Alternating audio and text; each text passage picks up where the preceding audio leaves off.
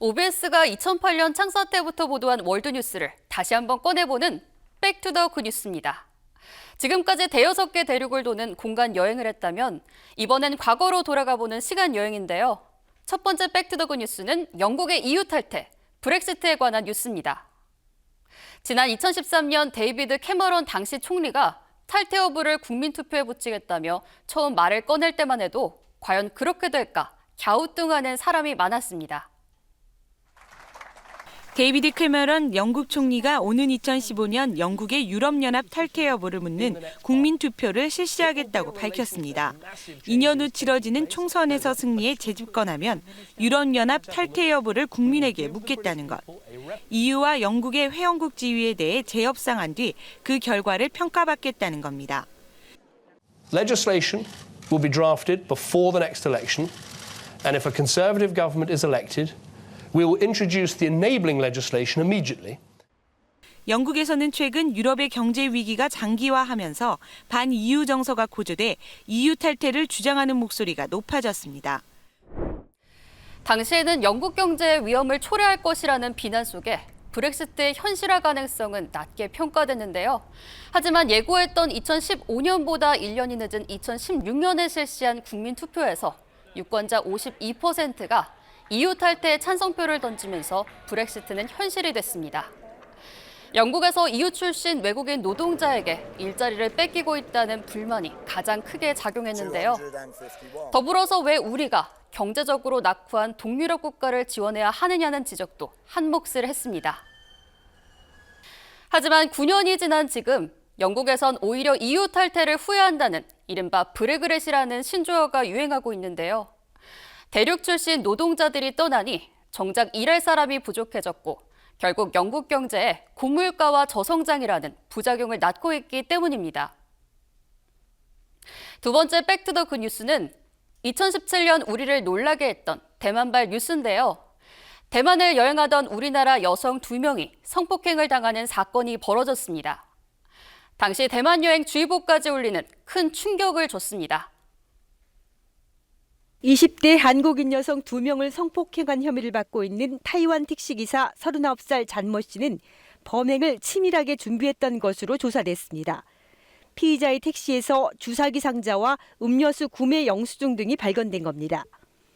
타이완 검찰은 피의자가 범행할 목적으로 음료수에 강력한 신경 안정제를 넣은 뒤 피해 여성들에게 건네 마시게 한 것으로 보고 있습니다. 여성들의 혈액에서는 수면제 성분이 검출됐습니다. 특히 택시 안에 주사기 상자를 마련해 놓은 점으로 빌어 피의자가 상습적으로 성범죄를 저질렀을 가능성도 있다고 보고 조사 중입니다.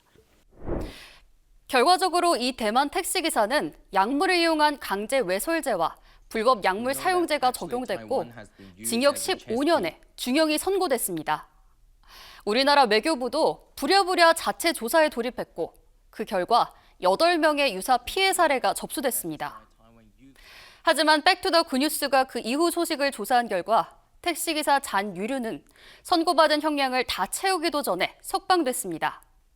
재판 과정에서 15년형이 11년형으로 줄은 데 이어 그마저도 마치기 전인 2022년 10월 출소한 것으로 확인됐습니다.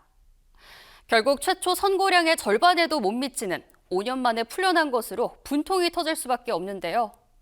여기에 그가 지금도 택시 운전을 하고 있는 것은 아닌지 현지에서조차 알려진 소식은 없습니다. 이제 마지막 백투더 굿뉴스인데요. 현재 지구상에서 대표적인 분쟁 지역이 있다면 우크라이나와 중동 말고도 군부 쿠데타 이후 내전에 휩싸인 미얀마를 빼놓을 수 없는데요.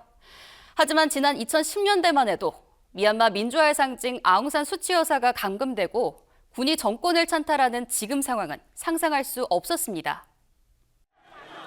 아웅산 수치 여사가 오는 4월에 열리는 보궐선거 후보 등록을 위해 선거 사무소를 찾았습니다. 수치 여사가 출마하는 지역구는 빈민가로 알려진 카오무. 수많은 지지자들은 꽃을 들고 수치 여사를 열렬히 환영했습니다.